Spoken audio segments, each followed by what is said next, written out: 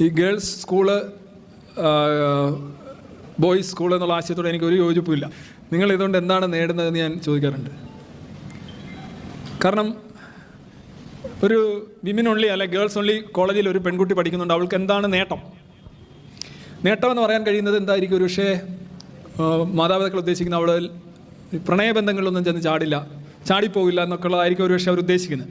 അതിപ്പോൾ വനിതാ കോളേജ് ഒരു തടസ്സമൊന്നുമല്ല. അതാണ് ഉദ്ദേശമെങ്കിൽ, അത് ശരിയോ തെറ്റോ എന്നുള്ളല്ല, അതാണ് നിങ്ങൾ ഉദ്ദേശിക്കുന്നതെങ്കിൽ വനിതാ കോളേജ് എന്ന് പറയുന്നത് ഒരു ഇൻഷുറൻസ് ഒന്നുമല്ല. It's only A matter of time. 2, സമൂഹത്തിൽ 50% വരുന്ന മനുഷ്യരോടുള്ള എക്സ്പോഷർ നിങ്ങൾക്ക് ഇല്ലാതാവുകയാണ്. അവരുടെ വികാരങ്ങൾ, അവരുടെ രീതികൾ, അവരുടെ ചിന്തകൾ, അവർ ചെയ്യുന്ന കാര്യങ്ങൾ, നിങ്ങളോട് ഇൻട്രാക്ട് ചെയ്യാൻ ആഗ്രഹിക്കുന്ന കാര്യങ്ങൾ, ഇത് നിങ്ങൾക്ക് നഷ്ടപ്പെടുന്നു അത്രയും കാലഘട്ടം എന്നല്ലാതെ പ്രത്യേകിച്ച് ഗുണമൊന്നുമില്ല. ജെൻഡർ സെഗ്രിഗേഷനാണ്. നിങ്ങളൊരു ഒരു ഒരു പൊതുയോഗം നടക്കുമ്പോൾ സ്ത്രീകൾക്ക് ഒരു മറയിട്ട് കൊടുത്തിട്ട് അവരവിടെ ഇരിക്കുകയും പുരുഷന്മാർ ഇപ്പുറം ഇരിക്കുകയും ചെയ്യുമ്പോൾ നിങ്ങൾക്ക് അത് രസകരമായി തോന്നുന്നില്ലെങ്കിൽ ഇതിനകത്തും അത് തന്നെ തോന്നണം എന്നാണ് ഞാൻ പറയുന്നത്. ചില ചാക്കാലക്കൊക്കെ ഞങ്ങളുടെ അടുത്ത് പോയി പണ്ടൊക്കെ എല്ലാവരും ഒരുമിച്ച് സ്ത്രീകൾ മാത്രം ഇരുന്ന് കരയുന്ന സ്ഥലം, പുരുഷന്മാർ മാത്രം ഇരുന്ന് കരയുന്ന സ്ഥലം, അതൊരു അങ്ങനെ ഒരു വളരെ റിഗ്രസീവായിട്ടുള്ള ഒരു ടെൻഡൻസിയാണിത്. ഇത്തരത്തിലുള്ള ജെൻഡർ സെഗ്രിഗേഷനുള്ള ഇതൊക്കെ വിദ്യാലയം പൊതു ഇടമാണ്. അതാണ് ഒരു ആധുനിക ലിബറൽ ഡെമോക്രസി പറയുന്നത്. വിദ്യാലയം പൊതു ഇടമാണ് എന്ന് തന്നെയാണ്. പൊതു ഇടങ്ങൾ കൂടുതൽ ഉണ്ടാവുക, ആധുനികതയുടെ ഒരു സന്ദേശമാണ് പൊതു ഇടം. നമ്മൾ ഒരു പരിധിവരെ ആരാധനാലയങ്ങളെയും അല്ലെങ്കിൽ അമ്പലങ്ങളെയോ അല്ലെങ്കിൽ പള്ളികളെയൊക്കെ അംഗീകരിക്കുന്നത് അതൊരു പൊതു ഇടമാണ് എന്നുള്ളതാണ്. അത് യഥാർത്ഥത്തിൽ പൊതു ഇടമല്ല, അത് റിലീജിയസ് പ്ലേസ് ആണെങ്കിൽ പോലും പൊതു ഇടം എന്ന് പറയുന്ന സങ്കല്പത്തിന് മനുഷ്യൻ്റെ വികാസത്തിൽ വളരെയധികം പ്രാധാന്യമുണ്ട്.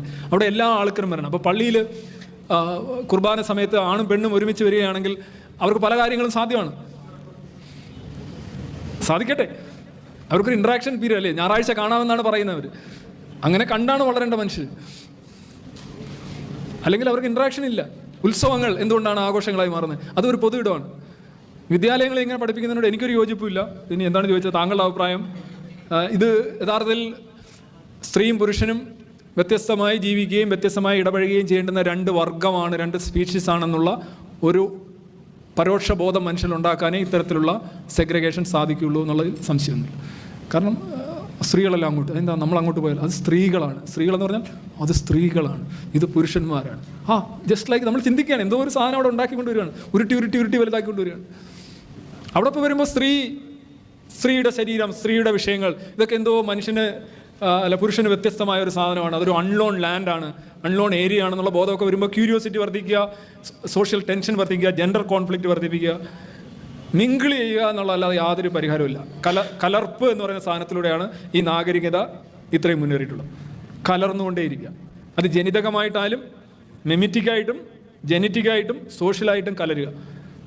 അങ്ങനെ മാത്രമേ നമുക്ക് സമൂഹം, അങ്ങനെയാണ് മുന്നോട്ട് വന്നിട്ടുള്ളത്. അല്ല കമ്പാർട്ട്മെൻ്റലൈസേഷൻ അല്ല. പണ്ട് ഇന്ത്യക്ക് സ്വാതന്ത്ര്യം കിട്ടുന്നതിന് മുമ്പ് ആദ്യമായിട്ട് ഈ ട്രെയിനുകൾ ഇന്ത്യയിൽ ഓടിക്കൊണ്ടിരുന്നതിന് മുസ്ലിങ്ങൾക്കും ഹിന്ദുക്കൾക്കും പ്രത്യേകം കമ്പാർട്ട്മെൻറ്റുകൾ ഉണ്ടായിരുന്നു എന്നുള്ളതാണ് സത്യം. നിങ്ങൾക്കറിയാം അത്. മുസ്ലിം കമ്പാർട്ട്മെൻറ്റ്, ഹിന്ദു കമ്പാർട്ട്മെൻറ്റ് ഇന്ന് നമുക്ക് ചിന്തിക്കാൻ കഴിയൂ. പക്ഷെ അന്നതൊരു വലിയ കാര്യമാണ്. സൗത്ത് ആഫ്രിക്കയിൽ ഗാന്ധിയെ ട്രെയിനിൽ നിന്ന് എടുത്ത് വലിച്ചെറിയുന്നുണ്ടല്ലോ. എന്താ കാര്യം? ഇന്ത്യക്കാരൻ, അയാൾ ഫസ്റ്റ് ക്ലാസ് കമ്പാർട്ട്മെൻറ്റ് ടിക്കറ്റ് ഉണ്ടായിരുന്നു ഗാന്ധിക്ക്.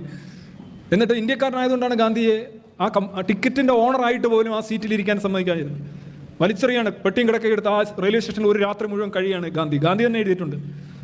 എല്ലാം വളരെ നിഷ്കളങ്കമായിട്ട് എഴുതുന്ന മനുഷ്യനാണ്. പേരക്കുട്ടികളുടെ കൂടെ നഗ്നനായിട്ട് കിടന്ന കാര്യം വരെ നിഷ്കളങ്കമായി എഴുതി സ്വന്തം പത്രത്തിൽ കൊടുത്ത ആളാണ്. അങ്ങനെ ഒരു മനുഷ്യനെ എനിക്ക് കാണാൻ കിട്ടില്ല. കൂടെ ഉള്ളവർ പറഞ്ഞു നിങ്ങൾ എഴുതരുത് കേട്ടോ, ഇത് വളരെ മോശമായ കാര്യമാണ്. പുള്ളി ഗുജറാത്തിയിൽ അങ്ങ് എഴുതി വിട്ടു. ഞാൻ പരീക്ഷിക്കുകയായിരുന്നു, സത്യാന്വേഷണ പരീക്ഷ, എൻ്റെ ബ്രഹ്മചര്യത്തിൻ്റെ ശക്തി ഞാൻ പരീക്ഷിക്കുകയായിരുന്നു. ആ മനുഷ്യനാണ് പറഞ്ഞത്. അതുകൊണ്ട് നമുക്ക് വിശ്വസിക്കാം അദ്ദേഹത്തിൻ്റെ ക്രെഡിബിലിറ്റി അക്കാര്യത്തിൽ. ടിക്കറ്റ് ഉണ്ടായിരുന്നു, പുറത്ത് കളയാണ് ചെയ്തത്. അപ്പം ഈ ചോദ്യത്തിന് a big no is my answer. I always say so. വനിതാ കോളേജ് തന്നെ കുറേ ആകുമ്പോൾ തന്നെ മടുക്കും. കാരണം വി ഫീൽ മിസ്സിങ്. എനിക്ക് മിസ് ചെയ്യാറുണ്ട് പലപ്പോഴും. ആൺകുട്ടികളില്ലാത്തത് എന്തോ ഒരു ഭാഗം, ഒരു കൈ തളർന്നു പോയ ഒരാളെ പോലെ എനിക്ക് തോന്നാറുണ്ട്. അവർക്ക് തോന്നുന്നുണ്ടോ എന്ന് എനിക്കറിയില്ല. അവരുടെ ഒരു ആറ്റിറ്റ്യൂഡ്, ഔട്ട്ലുക്ക്, ബഹളം, രീതികൾ ഒക്കെ വ്യത്യസ്തമാണ്. രണ്ടും കൂടെ വരുമ്പോഴേ ഒരു രസമുള്ളൂ. വീടായാലും സ്ഥലമായാലും നമ്മളിങ്ങനെ ഒരു വിഭജന ബോധമായി മുന്നോട്ട് പോകാൻ പാടില്ല. എന്ത് ഡിവൈഡ് ചെയ്യുന്ന എന്തിനും ഞാൻ എതിരാണ്. സമൂഹത്തെ ആയാലും ജെൻഡർ വൈസ് ആയാലും ജാതി വെച്ചായാലും മതം വെച്ചായാലും എന്ത് വിഭജന സമവാക്യങ്ങൾ ഒരു പുരോഗമന നാഗരികതയ്ക്ക് ചേർന്നതല്ല. അതിനെ ഊട്ടിയുറപ്പിക്കുന്ന കൺസോൾട്ടേറ്റ് ചെയ്യുന്ന ഒന്നും തന്നെ സ്വാഗതം ചെയ്യാൻ പറ്റില്ല.